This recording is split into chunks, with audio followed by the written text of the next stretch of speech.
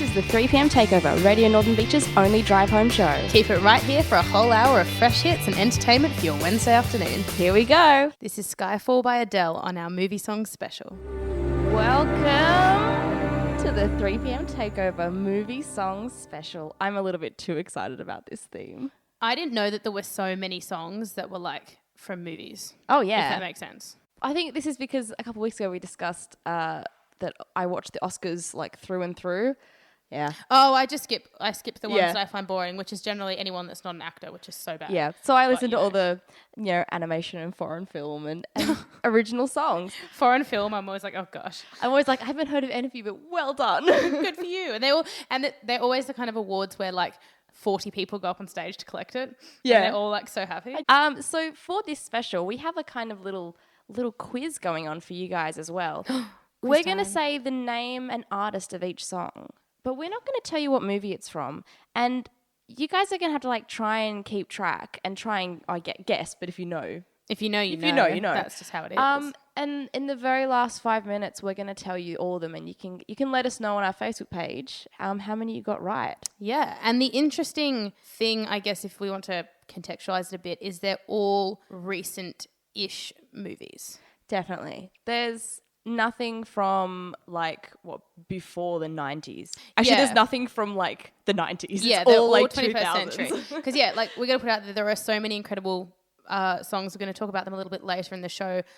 Songs that have won Oscars and gone Lots on of to be Disney. like legendary, like Disney songs, love songs, all sorts of things. We thought that we would take a bit of a modern twist, so they are more recent. Yeah, I think some listeners are going to be surprised that some of the songs we play today are actually like from movies? Were written for, not just from movies, but were written for the film. Yeah, because I know I was when we were looking at like suggestions and like options. Like I think some of the suggestions people had sent in, I looked it up and I was like, oh, that actually was written for the movie. Yeah, I thought it was just a song that existed and they were like, oh, this fits for the theme of this film. Yeah, and it's always really cool when a song that was written for a film and used in the film kind of goes on and has its own fame outside of the movie that it was written for. Yeah. So I think we started off pretty easy. Our first song was Skyfall by Adele. No bonus points if you really guess what movie it's from. Actually, hint, it's in the title, you know kids. What? Deduct points if you don't know. It's a bit worrying if you don't. I'm going to mark off points if you don't know it. But I think they're definitely going to get harder. Like, there are a few tricky ones in there. Yeah, there's some that you're like, really? Oh, okay. And you have to take our word for it. We've done our research. We've done our homework. And I find that often they're the kind of people that you didn't know wrote songs for movies either. Or like won Oscars. Some of them won Oscars for it and you're like, oh. Really? You're like, wow. Yeah, looking through this, I'm like, oh, you have an Oscar sitting on your mantelpiece at home? You? Okay, sure, why not? Where would you store an Oscar if you had one? Where would you put it? That's hard because I want it to be on display, but I don't want anyone to take it. You know what? How you don't want it to get stolen. I feel like I heard an actor or actress say this is where they put theirs, and I totally agree. I'd put it in the bath, like the most commonly used bathroom, because I know that everyone will want to pick it up and make a speech in the mirror. Yeah. And you'd want to give them that opportunity without them feeling like a dork. That's true. I would put it on a shelf where it couldn't quite be reached because I don't think I want people like touching it. Only because they're really heavy and I feel like someone would drop it unintentionally. True. Maybe you like have a fake one made for the bathroom. Yeah. And then have like I'd either have it like on display or it'd be like in my bedroom and like where no one goes. Like, it'd be either be in a really public area or a really private area of my home, I think. It's either for me or for everyone. I haven't decided whether I'm going to be selfish or generous yet. But when we actually win this Oscar, we will then tell you where we store it. Yeah, I've got a few years yet. I'm sure. Yeah. Can we work a new category like community radio at the Oscars? That'd be amazing. I don't know. That doesn't make sense. Oscars is just for film. Not now. New subcategory just for us. But anyway, our next song is from Eminem, who, if you didn't know, is one of the people on our list that does have an Oscar. And this is a song that I absolutely did not know was written for a film until maybe a year ago. And I was blown away. I feel like I've always known that this is from the film it's from. I never knew. It's really hard trying not to say the name of the film. Yeah. So enjoy, guys. This is Lose Yourself.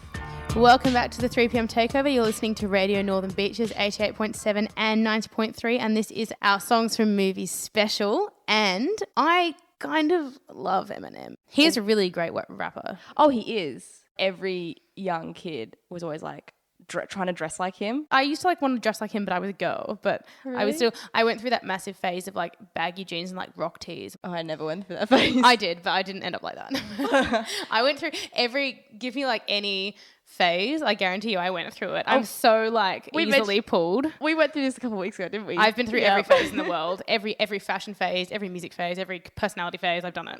You're just a little pop culture chameleon, aren't you? I am. I can't handle myself. But anyway, so I really liked Eminem, and it got me thinking about dating and people and whatever else. Wait, how did you get from Eminem to dating? Because I used to crush on him when I was younger. Oh. That's why I just wanted to avoid saying it, but now I've had to say it. But yes, I wasn't even like trying to weasel that out of you. I was just like genuinely confused as to how your train of thought got there. That is how. You all know now. So truth's out. This made me think of dating and asking people out, and I was just looking back and thinking I've got to 22 and I've had some odd situations. Am I the only one that's had weird situations? No, I have one or two. Everyone has those stories which don't sound real but are. Yes. One of those frequently happened to me like over the weekend. Oh yeah. Yeah, and it's a dating based one, and it was just so strange. Like I was literally kind of in shock because a telemarketer asked me out. Ew, is that allowed? Like on the phone? Telemarketer? Yeah, exactly. Oh. Everyone I tell is like, is that allowed? I don't know if it's allowed. They didn't do this call will be recorded for training purposes. They never said that. They never said like what company they were from because like I feel like just like in the moment of it all, I was like shocked. That's so weird. And I literally like was like, it was a really bad line as well. I kept being like, what? Sorry, what? And they had to like keep repeating themselves. Oh no. And I was like, thanks for the offer, but no, I don't really know you. They're like, oh, we can be friends on Facebook first. And I'm like, no, please stop. But that's so creepy because he like is ringing your house number and he can like totally link back to where you live. Yeah, exactly. Oh my God. Yeah, I know. It was just really strange. I feel like, not that I go around assuming or expecting to be asked out, but over the phone by a telemarketer was literally probably the last time I thought I would be asked out. What about you? So strange. Can you top the strangeness of my telemarketer? I've never been asked out by anybody particularly strange. But I do seem to get where, like, not necessarily men, I'd say perhaps more boys will like call out car windows at me. Oh, really? I get that frequently, and because they're so quick, I don't know if they're yelling like good things or bad things. But what are they thinking you're going to do? I hope that it's a good thing. You're going to like chase after the car and be like, yes, take me. Yeah, like, I don't know what they expect. That's always what I think. So half the time I can't tell what they're yelling. Might be something bad, but I don't know. If you happen to be listening and you're a person who like hoots and holes out a window at a girl, can you please, for the love of God, stop? A, I don't know what you want. B, it's not really that flattering. It's kind of weird. Oh, if someone my inner whistles, feminist doesn't like it. See, I do. If someone wolf whistles at me, I appreciate it. It makes me feel better. But if someone says like yells out words, I can't tell what they're saying because they're in a car. So I'm like, what did you say? Right, you're jogging up. What? They're gonna get your red light. You're like, Didn't thank catch God there's that. a red light. What did you say? But if someone whistles, I'm kind of like, oh, okay. I don't take it as a sort of, I know what you mean about the feminist thing, but I don't sort of go, oh my gosh, they only care about my look or whatever. I'm always like, hey, you know what? They made the effort to produce a sound that you interpret as that person looks quite nice. And I think, how nice that they think that. I'm going to go on with my day now. That's always my thought. Does it depend on the person that whistles? Well, often I can't see because they're in a car and I go past so quickly. Oh, okay. I hope it's somebody nice. Oh my gosh. But anyway, moving on to a romance that's sort of equally as exciting. Oh, this is. It is. This song is based around a film including romance of a certain nature. Which, if anyone knows me, this may help as a little clue. I was very into this movie. And this song we worked out came out just slightly before the movie, but it was for the movie, wasn't it? Yeah, it was released like prior to like sort of half promote the movie, I guess you could say. Yeah, it is definitely, it was like when they're worried that no one will watch, they bring out a spoiler. I don't know why they were, I don't think they were worried no one was going to go see this. This is the kind of film everyone was waiting to see. There was anticipation for this movie from like everyone of my generation a couple of years ago. It's true. We'll be back right after this. That was Decode by Paramore from, I'm not going to tell you because that's part of our quiz for this week. Welcome back to the 3pm Takeover. This is our movie song special. So if you just tuned in and you're like, that song is from that movie, again, not going to say it, make a note of it because at the very end of the show, we're going to read out the list of what each song from today, what movie they were from. And you can see how many you got right. Yeah, I'm interested to see if you got them all right. Or all wrong. Yeah, that's another one. In which case you need a little movie education. Yeah, if you got them all wrong, I'm a little concerned because some of them are quite easy. But there are a few in there that are it's sort of getting trickier as we get on, I feel. Decode by Paramore is one of those ones you either know or you don't. Next time you can kind of work out or you can kind of deduce, but this one was very like... Paramore in general, you kind of know them or you don't. Yeah, that's even though they're really famous, like they can totally slip through the radar. If you're not into that kind of music, you're just not. Yeah. I have totally seen them live, by the way. That's really cool. For anyone which I think you said before, that like a Paramore concert and I was in the mosh pit, it just seems like the last place, if you know me in person, it seems like the last place you'd find me. But in a mosh pit. For Paramore. But good times. Wow. So, I can't even remember Paramore being in Sydney. It was a number of years ago. It was like 6 years ago now. Oh, wow. That's a really long time. Anyway, I have something really exciting. Please tell me. Talk about. So last week on the show, we spoke about April Fools and we spoke about the traditions and the history and kind of different things to do with April Fools to do with us and what we thought about it. And we said that this week on the show, we were going to, well, first of all, we were going to discuss what the prank article was in the Manly Daily. I know that quite a few people got it right. I found this one harder to guess than usual, but I guess they try to make them kind of topical and tricky. And then we can talk about a couple of other people / organizations that did really cool April Fool's things.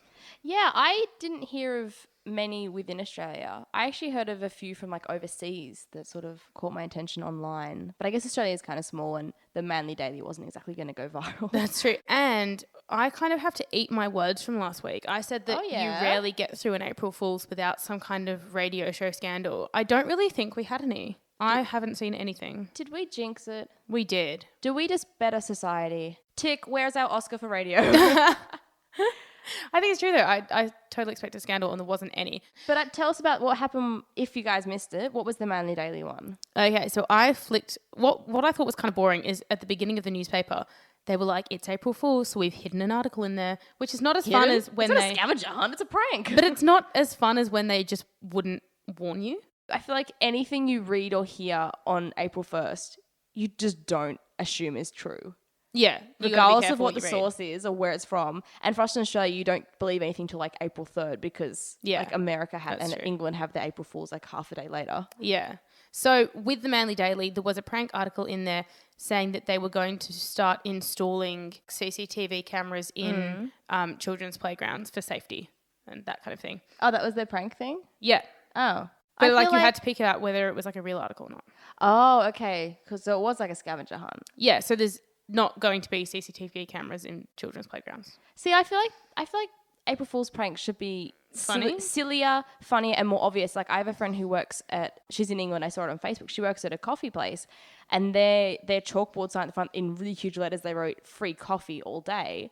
And really small underneath, they wrote, "Lol jokes you wish, happy April Fools." I was like, that's a really good... So you didn't see it till you got close. But I was like, that's a really good that joke. Is quite cool. You get going, oh my God, free coffee. You get close and you go, they got me. Like, it's harmless.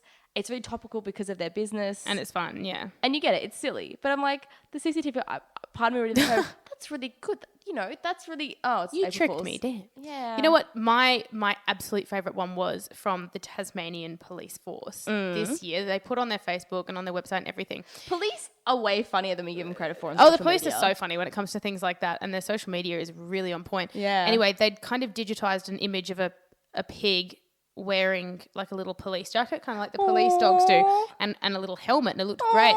And when you scrolled through, it was like a really serious like Newsbreak article, like it was written like one, saying that the Tasmanian Police Force had been doing a lot of research into the intelligence of pigs and that they were going to start training them for drug detection sniffing, because it turned out that they were highly intelligent and like easy to train and great for sniffing out drugs, and that pigs were going to be joining the police force. And everyone was like, oh my gosh. And then a few hours later, they were like, just kidding, we're not recruiting pigs for the police.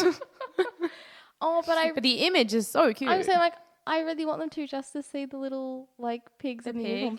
Or you can check it out on the Tasmanian Police Force Facebook page. I definitely will. Did you have any April Fool's faves this year? I came across online what McDonald's in Japan did. they introduced their extra, extra, extra small fries. And it literally is like, you know, the large fries cardboard holder bread thing. box, yeah. Yeah, they did that, but it's the size that holds, it's like the width of one chip.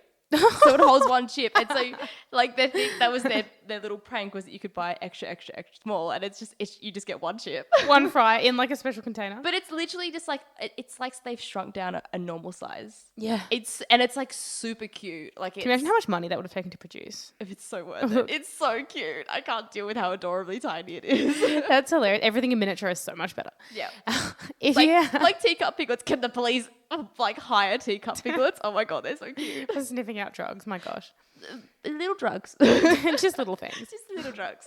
So if you had any favourite April Fool's Day pranks and that you read or you heard or that were played on you played on people, write them on our Facebook page, facebook.com/the3pm Takeover, because we would love to hear it. And we will be right back after a little bit of Taylor Swift. So make sure you are trying to guess where this is from. This is Safe and Sound. That was I See Fire by Ed Sheeran, who, as usual, was sounding totally gorgeous. And that is from a movie. And if you don't know what it's from, you will know soon. Because in the last 5 minutes, we're going to tell you where all our songs from today's special are from. All these songs from movies are so long. They're like an extra minute longer than normal songs. Yeah, because they always have like a really long melodic intro and outro. That's true. Yeah. So that they can be adapted to like any movie environment. Oh, okay. Because you know how in movies, like they'll play a bit of a song and then they'll play a bit of it again, and it will often signify like the person thinking about like a previous time in their life when that film was also played, and you're like, like the reprise, is that what it's called? Like a reprise. Yeah, good times. Movie like buzzwords, guys. Look at us. We got our terminology down pat. Now some of these songs are incredible, but there are some songs that were written for movies which I just don't think get the justice they deserved. Hands down, the soundtrack from Mulan should have won every single Oscar the year it was released. Oh, and was it wasn't a good even like nominated. Oh. Okay, let's get down to business. Like, greatest I'm thinking more pump up anthem Reflection. ever. Reflection is really like It's not really hard. a pump up anthem. No, but it's really kind of like gut wrenching, Oscar winning type music. Yeah, but in saying that, a lot of Disney movies win Best Original Score Oscars, or they'll be nominated at least. It's crazy. I didn't know that. Like, was Frozen nominated for any Oscars? Yeah, it won. Let It Go won that year for 2012, I think. That's great. 2013. Excuse me. Oh, there you go. You know, Frozen won. A song from Aladdin. Song from. Was that A Whole New World? It was. That kind of deserves Oscar, I gotta say. For that same year, Friend Like Me was also nominated. And it's the same when... That's kind of a song I didn't think would get nominated for an Oscar. Like, it's cute, but... Yeah. And like when The Lion King came out, it won for Can You Feel Love Tonight. But Circle of Life and Hakuna Matata were also nominated. Like... But that's just because Elton John is, like, amazing. That's true. I think that's more true. Like Elton John than and like Lion Circle King. of Life is pretty good. Yeah. Okay, let's be honest, it's just the start bit that everyone does because it's the Lion King bit.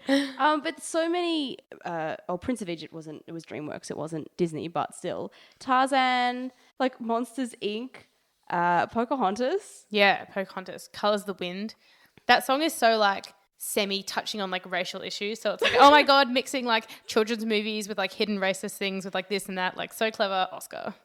Every Disney movie does that. Every Disney movie is like, how can we teach your kids about a social issue or like an emotional issue? But Pocahontas is like slap racism in the face. Like, yeah, that was kind of it's just like massive colonization, segregation, like every issue thrown into one. Pocahontas is a great film. Toy Story often over the years has won. I never got into Toy Story. I know. Just wasn't like my game. Oh. The first one is like iconic. If you go back and watch it now, you're like, the animation is so dated. Yeah, it's so bad. Because like I remember when it came out, I was like, it's so incredible. And now I'm like, oh, it's so blocky by comparison of how incredible animation can be these days. Yeah, it is. But then you always, I guess, you look back at it in its context. And you're like, wow, it was really groundbreaking for then. Like, you come back to sort of appreciate it for as it was. And another, I guess, series or I guess company umbrella, you could say, that keeps winning, getting nominated. Bond movies. Oh, always. Love a good Bond theme. Always. Goldfinger, Writing on the Wall, like so many good ones. I guess that's become so iconic though. Like it's a really massive thing as an artist if you're asked to do a Bond song. Yeah. Just like if you're asked to play a Bond girl. Like it's just, it's iconic. Like they're movies that everybody watches and everyone's been watching for like 50 years now. I'd love to be a Bond girl just to wear those dresses. Just to say that you were a Bond girl. Because these days often the Bond girl doesn't actually have to end up with Bond. No, he often goes through a few girls now in films and one of them always gets killed. Oh, he's always gone through many girls. But like often the thing is like if you're a Bond girl, your character's going to sleep with James Bond. But the last couple ones haven't, and I'm really happy that's happened. I think that's like a modernization twist on things. I'm so happy with it. Touching on social issues. Yes, feminism. I just want to wear some of the dresses they wear because they'll just like rock up to some extravagant party looking amazing. I'm like, yeah, I could do that. True. Okay, so I'm just looking at our list here. We've got a list in front of us of songs that have won Oscars, original movie songs. Jai Ho, how did that win an Oscar? Because people fell in love with Slumdog Millionaire. No, I think you issues. I think you might be thinking of the Pussycat Dolls version. Jai Ho, which I'm not thinking of that one. They did like a collaboration with the person who wrote that. They're like, like updated it. But wait, the Pussycat Dolls won an Oscar? No, they didn't. The original song did not involve the Pussycat Dolls. Yeah, but no, they did not. But the original version for Slumdog Millionaire was, which did not involve the Pussycat Dolls. Imagine if the Pussycat Dolls won an Oscar. What a world to live in. A whole new world. And so last year was Writings on the Wall from Spectre. Good old Sam Smith. Yeah, Sam Smith, who's kind of a big deal now. So that's good that he won one of them. And something from the Muppets won. I never saw the Muppets. And I never grew up watching the Muppets. No, neither. So I'm kind of like, I know Miss Piggy and Kermit and blah, blah, but I never watched it. Because like I have friends who are like diehard fans. Like as soon as the new movie comes out, they have to go see it. And I'm like, I just don't have that because I didn't grow up with them. Yeah. But I guess like if there's a new Disney movie out, I feel like I have to go see it. And I do often like within the first week of it being out, I'm like, I'm at that cinema. I'm watching the new Disney movie because I grew up with Disney. There are still some that I haven't seen. Like what? I'm just about to like I've shaming noises. No, I think I've seen all of them except The Princess and the Frog. That is one of the best ones musically. Oh my goodness. Did it win an Oscar? No, it got nominated though. Oh, did it? When? What year is it? It should have won. Did you ever see Tangled? That's another good one. Yeah, Tangled's my favourite. Again, got nominated, of course. No, I love Tangled. Tangled is like mine and my partner's favourite film. It's such a good film. It is so funny. I forget how funny that movie is. Princess and the Frog was from 2009. Oh, wow. That's longer than I thought. We have like 5 pages of lists here, so it took me a while to find it. Yeah, but that movie is incredible. Did you ever see Big Hero 6? No. What is that? It didn't really have a song. Actually, no, it did. Fall Out Boy did a song for it. It was incredible. I forgot about that band. It was like the second most recent one to come out. So Zootopia just came out, which is, I've seen it. Incredible, amazing. I want to see it again. Go see it, guys. You'll have feelings. Again, really touches on social issues. And Big Hero 6 was kind of focused on like mental illness and trauma and like mourning. It was really, really great. Yeah. It was really cool as well. It was really beautifully done. I rather liked it, and the song was really fun. And actually, they incorporate the song all the way through. It's a Fall Out Boy song. It's really strange that like Fall Out Boy would write for Disney. Do you know what my favourite film of eternity, of course, in its year, won an Oscar for Best Ever? Titanic? Yeah. Gosh. That song is amazing. You have to give it that. That song is like everything. If only for the penny whistle solo. There's nothing as good as Celine Dion though. She's just like everything. I love her. Didn't she perform for Eurovision one year? I don't know. I feel like she's Canadian. No, but she performed for like France or something. No, she's not French. I'm gonna look it up because I'm pretty sure she did. And that was like a really weird. That's so odd though because she's Canadian. It's like when Blue came back and like reformed just for Eurovision. You're like, oh, Blue. But Blue were like never great. Celine Dion kind of is great. So it's like true. What you can kind of gather a pattern when you look at all of the songs that have won. Every song in relation to where it is in the film, it's the song that comes at the most climactic moment of the film. So it's very much the main theme of every film that seems to be the song that wins. It's never kind of like the second best film or the bit of the film where they were happy or kind of like the credits or something like that. It's always the climax of the film. That's true. That where the song is from, which is really interesting. And talking of that, the next song coming up is a song by Lana Del Rey, who, in my opinion, is totally underrated. She should win like every Oscar in the world. I love her so much. So you should probably know where this film is from because everybody has seen this film in the last few years. It's a very good movie. It is, and it's a very good song. This is Young and Beautiful by Lana Del Rey. Welcome back to the 3pm Takeover movie song special. That was Young and Beautiful by Lana Del Rey. Where's it from? Well, I'm not telling you. I'll tell you in like a few minutes. We're getting really close. Yeah, very close. We're actually up to our last segment. And you know what that means, Hope? Suburb focus. Very nice. I'm not as good as you. It was good. We'll keep working on it. I'll give you private lessons. It's fine. So our suburb focus for this week is Newport. So we are still stuck up there in Pittwater Council because there are so many suburbs and I feel like we're not getting through anything, but we're getting there. So Newport, very big, very popular. I have a lot of friends that live there. I went to the most amazing house the other week for an engagement party that looks over like all of Pittwater. But you know what? Really? I have a grain to pick with Newport.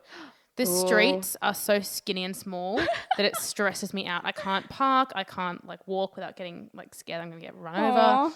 The streets. Well, you shouldn't be walking on the road. No, but these like back streets. Oh, okay. The streets like leave a bit to be desired, but the houses are amazing. But the views make up for it. The views absolutely make up for it when you live in Newport. So the area came to be called Newport in the very late 1800s. Was it next to Old Port? No, I don't think so. Aw, I'm disappointed now. Well, I can tell you where. Newport derived its name from being a new port for steamers carrying passengers and cargo like local shell lime and firewood. So, yeah, it was a new port, so they called it Newport. Oh. Pretty cool. It's not the most inventive name, but... No, it's not. But never mind. And you know what? I didn't know this. Still good. The Newport Hotel was built in 1882. What? That's a really long time ago. So when they built the wharf at Newport, the very first thing they did to draw people to the area was build the Newport Hotel. So it's like really old. I feel like that should be like a more common knowledge thing. How old it is? I know, it's ridiculous. It's like, don't you think hasn't this whole thing made you realise that the Northern Beaches were so much more interesting than you thought though? Oh yeah. In Newport, one of my favourite places to visit, it's so pretty, I always take tourists and stuff there, is Bungen Castle, which is a medieval style castle which is built in 1919 by Adolf Albers, who is a German art dealer. Wow, we have our own castle. Medieval style. Now, to get to the final chapter. That you have been waiting for. The end scene, if you will, of this week is... That's clever. I see what you did there. Thank you. Is to reveal what movies all of our songs came from today. So, start off easy. Skyfall by Adele was from, surprise, Skyfall, a great Bond film. Lose Yourself by Eminem was from 8 Mile. Decode by Paramore was from... I love this movie. It was from Twilight. We had to include it, right? Loved it. Safe and Sound by Taylor Swift was from The Hunger Games. I See Fire by Ed Sheeran was from the second Hobbit movie, The Desolation of Smaug, which I think those two were a bit hard. I know that the Safe and Sound was definitely a bit harder. Now that I hear the Hobbit one, I remember it from the film, but I wouldn't have known otherwise. If you listen to the lyrics, it's basically the story of the film. Yeah. That's but like beautifully sung and incredible. Clever. Imagine if Ed Sheeran just like summarized every book and film into a song. Into a nice song. Amazing. Young and Beautiful by Lana Del Rey, which we just heard, is from The Great Gatsby by Baz Luhrmann, which was an incredible film. With so much incredible music. Oh my goodness. And that soundtrack massive shout out to our own Northern Beaches. The Great Gatsby, of course, filmed in Manly. Yeah. Yes, Let's not forget. Manly playing Long Island.